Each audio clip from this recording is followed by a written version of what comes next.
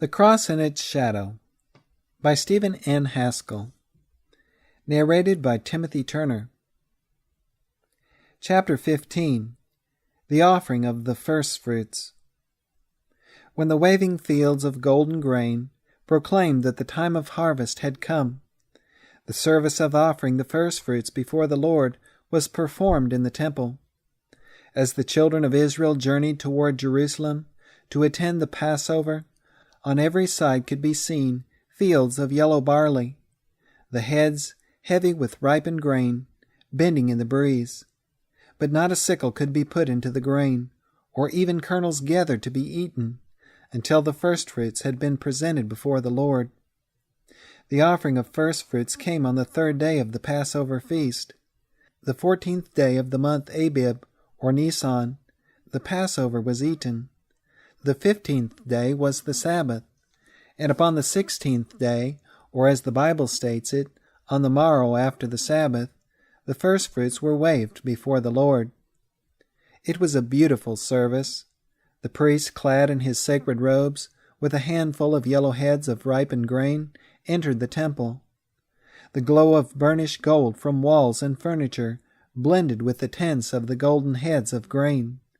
The priest paused in front of the golden altar and waved the grain before the Lord. Those first heads were a pledge of the bountiful harvest to be gathered, and the waving indicated thanksgiving and praise to the Lord of the harvest. The waving of the firstfruits was the principal service of the day, but a lamb was also offered as a burnt offering. No portion of the firstfruits were ever burned in the fire, for they were a type of resurrected beings clad in immortality, never more subject to death or decay. For centuries God had met with his people in the temple and accepted their offerings of praise and thanksgiving. But a change came. When Christ died on Calvary and the veil of the temple was rent asunder, the virtue of the temple service came to an end. The Jews slew their paschal lambs as formerly, but the service was only a mockery. For that year, upon the 14th day of the month Abib, Christ, our Passover, was sacrificed for us. The Jews kept the empty form of the Sabbath on the day following the Passover, but it was the rest experienced by Jesus and his followers that was accepted of God. On the 16th day of the month, in the year the Savior died, the Jews in the temple God had forsaken went through the empty form of offering the heads of grain, while Christ, the antitype, arose from the dead and became the firstfruits of them that slept. Type had met antitype. Every field of ripened grain gathered into the garner is but a reminder of the great final harvest, when the Lord of the harvest, with his band of angel reapers, will come to gather the spiritual harvest of the world. Just as the first handful of grain was a pledge of the coming harvest, so the resurrection of Christ was a pledge of the resurrection of the righteous. For if we believe that Jesus died and rose again, even so them also which sleep in Jesus will God bring with him. The priest did not enter the temple with only one head of grain. He waved a handful before the Lord. Neither did Jesus come forth from the grave alone, for many bodies of the saints who slept arose and came out of the graves after his resurrection. While the Jews were preparing to perform the empty service of the offering of firstfruits in the temple, and the Roman soldiers were telling the people that the disciples had stolen the body of Jesus, these resurrected saints went through the streets of the city, proclaiming that Christ had indeed risen. It is a sad fact that even the disciples who loved their Lord were so blinded that they could not recognize the fact that the time had come for the appearance of the great antitype of the service that they had yearly celebrated all their lives. And even when they listened to the announcement of his resurrection, it seemed to them as an idle tale, and they believed it not. But God never lacks for agents. When living human beings are dumb, he awakens sleeping saints to perform his appointed work. In the type, the grain was waved in the temple, and to fulfill the antitype, Christ must present himself and the company who had risen with him before God in the first apartment of the heavenly temple. In the early morning of the resurrection day, when Jesus appeared to Mary, she fell at his feet to worship him. But Jesus said to her, "Touch me not, for I am not yet ascended to my Father. But go to my brethren, and say unto them, I ascend unto my Father and your Father, and to my God and your God." In these words, Jesus notified his followers of the great event to take place in heaven, hoping that on earth there might be an answering chord to the wonderful rejoicing in heaven.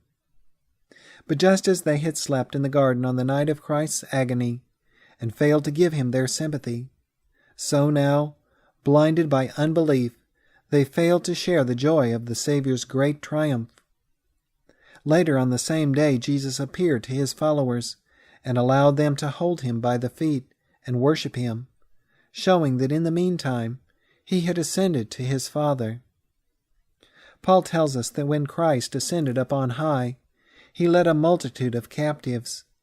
In speaking of them in Romans chapter 8, verses 29 and 30, he tells how this company of resurrected saints who came forth from their graves with Christ were chosen. They were predestinated, then called, and whom he called, them he also justified, and whom he justified, them he also glorified. This was done that he might be the firstborn among many brethren. This company was composed of individuals chosen from every age, from that of Adam down to the time of Christ.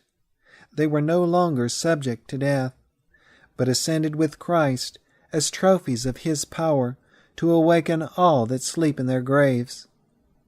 As the handful of grain in the typical service was a pledge of the coming harvest, so these saints were a pledge of the innumerable company that Christ will awaken from the dust of the earth when he comes the second time as King of kings and Lord of lords. Little did the inhabitants of earth dream of the wonderful antitypical offering of firstfruits that was being celebrated in the heavenly temple at the time the Jews were carrying out the empty forms in the temple on earth.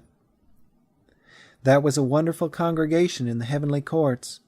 All the hosts of heaven and representatives from the unfallen worlds were assembled to greet the mighty conqueror as he returned from the most terrible war ever waged and the greatest victory ever won. Earthly battles that simply gained dominion over a small portion of the earth for a brief span of years are as nothing compared with the war that raged between Christ and Satan here upon this earth. Christ returned to heaven, bearing the scars of that terrible struggle in the prints of the nails in his hands and feet and the wound in his side. Words fail to describe the scene as the heavenly host with one accord fall prostrate at his feet in adoration. But he waves them back. He bids them wait. Jesus has entered heaven as the firstborn among many brethren, and he will not receive the worship of the angels until the Father has accepted the firstfruits of the harvest, to be gathered from the world he has died to redeem. He pleads before the Father, "I will that they also whom thou hast given me be with me where I am." He does not plead in vain. The great antitype of the service celebrated for centuries is fully met. The Father accepts the firstfruits as a pledge that all the redeemed host will be received by him. Then the decree goes forth, "Let all the angels of God worship him." We wonder how Christ could ever leave the glories of heaven to return to the earth, where he had met only ignominy and reproach. But marvelous is the power of love. His sorrowing followers on earth were so dear to his heart that the worship of all heaven could not keep him from them, and he returned to comfort and cheer their hearts. The first 3 days of the Passover feast typified wonderful events in the work of our Savior. The first day typified his broken body and shed blood, and the day before the type met antitype, Christ gathered his disciples together and instituted the touching memorial service of the Lord's Supper to commemorate his death and suffering until he comes a second time. Every weekly Sabbath of the Lord is a memorial of that Sabbath on which Jesus rested in the tomb, after he had finished his work on earth for the redemption of a lost race. God has not left his church without a memorial of the great antitype of the offering of the first fruits. He has given them baptism to commemorate this glorious event. As Christ was laid in the tomb, so the candidate for baptism is laid in the watery grave. We are buried with him by baptism into death, that like as Christ was raised up from the dead by the glory of the Father, even so we also should walk in newness of life. As the firstfruits of the resurrection, taken to heaven by Christ, were a pledge of the final resurrection, so, rising from the watery grave of baptism, is a pledge of the resurrection to the faithful child of God.